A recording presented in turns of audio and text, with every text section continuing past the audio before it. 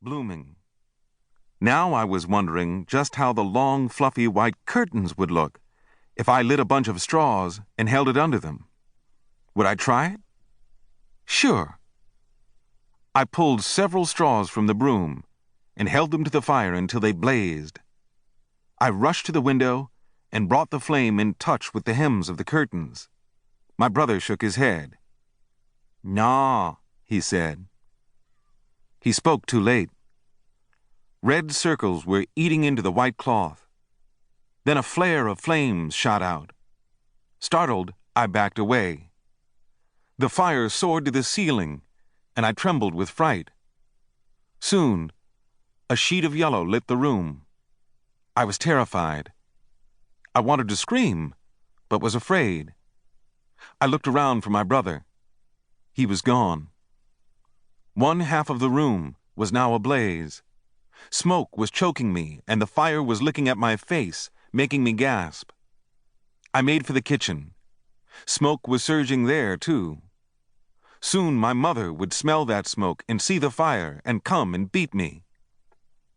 I had done something wrong, something which I couldn't hide or deny. Yes, I would run away and never come back. I ran out of the kitchen and into the backyard. Where could I go?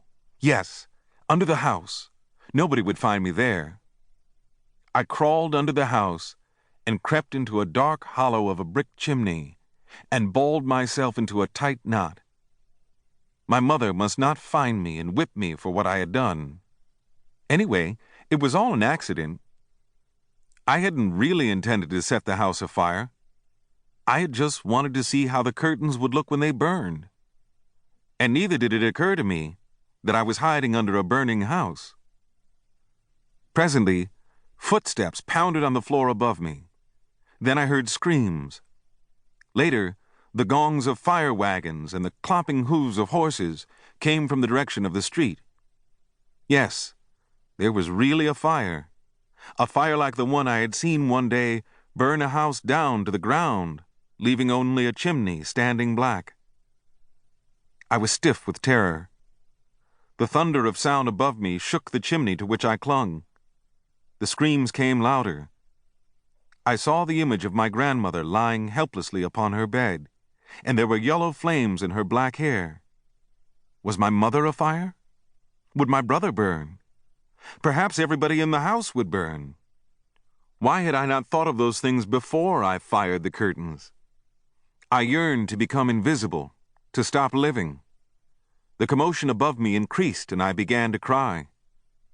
It seemed that I had been hiding for ages, and when the stomping and the screaming died down, I felt lonely, cast forever out of life.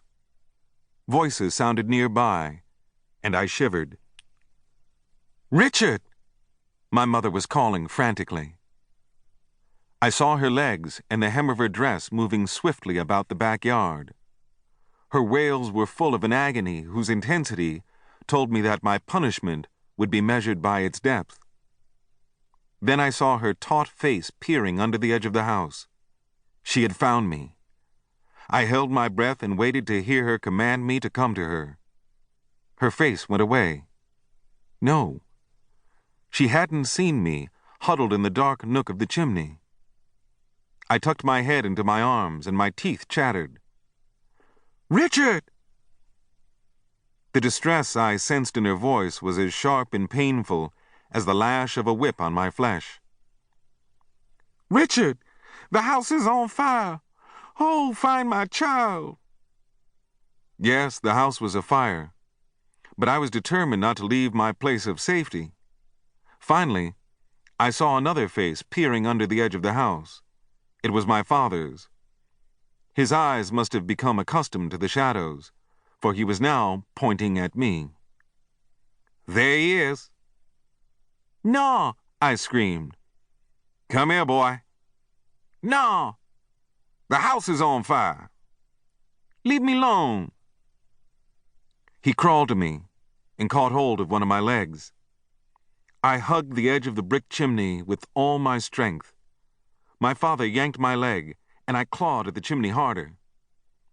"Come out of there, you little fool." "Turn me loose."